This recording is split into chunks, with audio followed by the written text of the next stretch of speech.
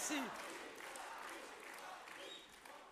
Mes chers compatriotes de métropole, d'outre-mer et de l'étranger, chers amis, je m'adresse à vous en cet après-midi de novembre au terme d'une formidable convention municipale qui aura été, comme toujours, l'occasion d'une succession de travaux à la fois utiles et enrichissants. Je tiens à cet égard à saluer et à remercier chaleureusement toutes celles et tous ceux qui ont contribué à l'organisation de ces 2 journées et à leur bon déroulement. Je pense qu'on peut les applaudir.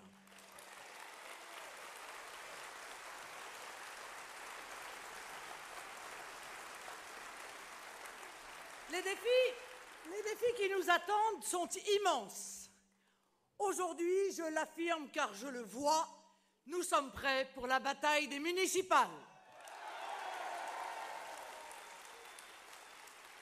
Mais cette étape n'est que la première sur la longue route du pouvoir. Et le pouvoir, voyez ce qu'ils en font, voyez ce qu'ils en ont fait. Pourquoi, d'ailleurs, on peut se le demander, continue-t-il à chaque élection à se présenter devant les Français, à leur réclamer le pouvoir, puisqu'ils refusent de l'exercer? Les transferts de souveraineté depuis Maastricht en 1992 au pacte budgétaire de l'année dernière ont paralysé la capacité d'action de l'État. Monnaie, frontières, loi et dorénavant budget, il n'est plus rien dont nous ayons encore la pleine et entière maîtrise. Or, pour faire, mes amis, encore faut-il avoir le pouvoir de faire. Et c'est très précisément ce qu'il manque à la France. Du pouvoir, comme de l'espoir et du courage, il nous en faudra pour affronter les épreuves qui s'annoncent au cœur d'une crise qui n'en finit pas. Car l'automne est sombre. Chômage, récession, insécurité, immigration, crise de l'euro, injustice fiscale, tous les clignotants sont au rouge. L'aggravation se ressent dans tous les domaines. Et les conséquences sont aussi évidentes qu'immédiates. Politique d'abord, avec un exécutif qui n'a plus aucune légitimité. Mais voyez par vous-même, il n'est plus un déplacement officiel du président de la République ou des ministres qui ne se fassent sous une bronca de huées et de sifflets. Des sondages également qui percent des planchers que personne encore n'avait jamais atteints. Un pouvoir sans légitimité, c'est un pouvoir qui n'a plus aucune autorité. Et les exemples de cette déliquescence dépassent parfois l'imagination. Je n'évoquerai qu'un nom pour l'illustrer, Leonarda. Un mot pour la qualifier, la honte dont s'est couvert le président Hollande dans cette affaire est sans égale pour un chef de l'État. Un tel effondrement dans l'ordre moral et politique, un tel effondrement de l'autorité publique n'est pas chose réjouissante à voir, au contraire. Le pouvoir, aveugle et sourd, n'a manifestement plus conscience de la souffrance qu'il inflige aux Français. La démoralisation du peuple, le sentiment de déclassement qui se renforce, l'optimisme qui décroît en sont des révélateurs terribles. Et le plus inquiétant, c'est que tout ça n'est peut-être rien par rapport à ce qui nous attend.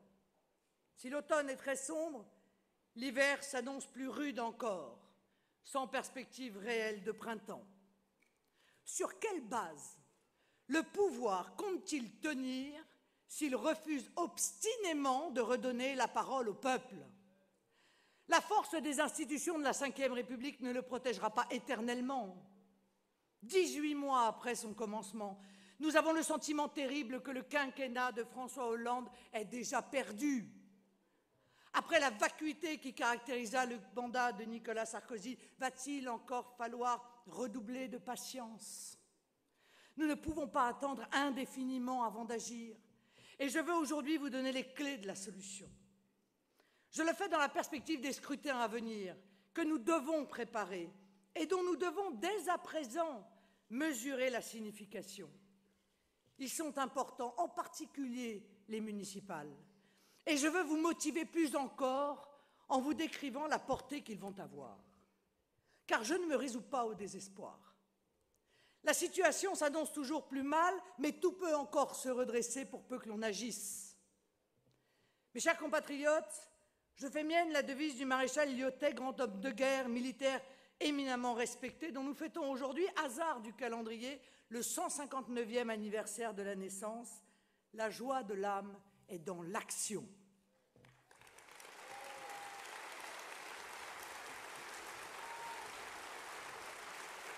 Voyez,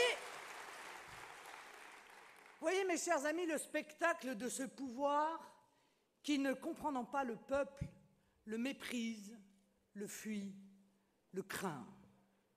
Annulation par un Parlement UMPS des résultats du dernier référendum, celui sur la Constitution européenne, refus de la proportionnelle aux élections, refus de l'organisation d'un référendum sur la sortie de cette Union européenne qui nous étouffe. Le peuple se plaint et ses plaintes sont étouffées par ceux qui devraient les entendre, ridiculisées par ceux qui devraient y répondre quand elles ne sont pas criminalisées. Les Français s'alarment d'une immigration toujours plus massive, ils sont racistes. Ils s'inquiètent de la multiplication dramatique des agressions et autres cambriolages, ils sont trouillards, ou fascistes, ou les deux. Ils réclament plus de France et moins d'Europe pour redevenir un peuple libre, ils sont xénophobes. Le chômage atteint des records, c'est la faute du peuple, fainéant forcément, qui refuse de travailler puisqu'on vous dit que des milliers d'emplois ne sont pas pourvus, oubliant de préciser que ceux-là ne sont peut-être pas rémunérés à la hauteur de leur pénibilité.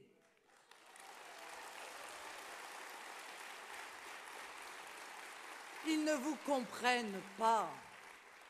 Ils ne vous comprennent pas, vous craignent et finissent par gouverner non pas pour vous, mais contre vous. La politique est pourtant à l'opposé de ce sentiment. Une bonne politique ne peut pas se construire sur la peur du peuple. Une bonne politique cherche le peuple, se tourne vers lui. Une bonne politique vise l'assentiment populaire. Elle ne considère pas le peuple comme un adversaire qu'il faut bâillonner ou délégitimer. Ou alors cela signifie que subrepticement, nous passons de la démocratie à un autre régime, au mieux d'essence oligarchique, au pire totalitaire. Regardons un peu derrière nous. Des instructions données il y a quelques jours au parquet d'extrême fermeté contre ceux qui grondent ou manifestent. Des arrestations préventives, arbitraires, d'opposants politiques sans aucun fondement légal, comme celle dont a été victime Valéran de Saint-Just et les candidats qui l'accompagnaient sur les Champs-Élysées. Des milices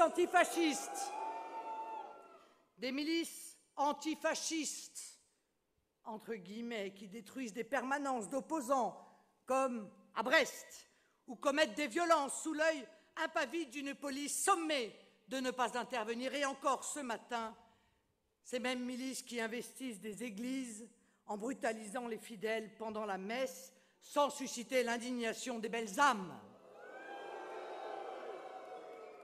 L'affolement du gouvernement le pousse à la limite de l'état de droit. Cette politique de la tour d'ivoire n'est plus tenable longtemps. Déjà, Nicolas Sarkozy ne se déplaçait plus en France sans une armée de militants pour faire la claque et des figurants, vous savez, pour jouer au peuple. Mais le peuple français, il ne le voyait plus. Le fait que François Hollande ne puisse plus faire un pas en France sans se faire copieusement huer est le signe que quelque chose est rompu, brisé en profondeur et non plus seulement à la surface de ce que laissent voir les enquêtes d'opinion. Pour qui espère-t-il gouverner dans ces conditions? Pour qui d'autres sont-ils censés même gouverner si ce n'est le peuple français? Comment espère-t-il tenir encore plus de 3 longues années à ce rythme dans ce discrédit général? Si François Hollande était à la hauteur de sa fonction, il s'engagerait sans tarder à dissoudre l'Assemblée nationale.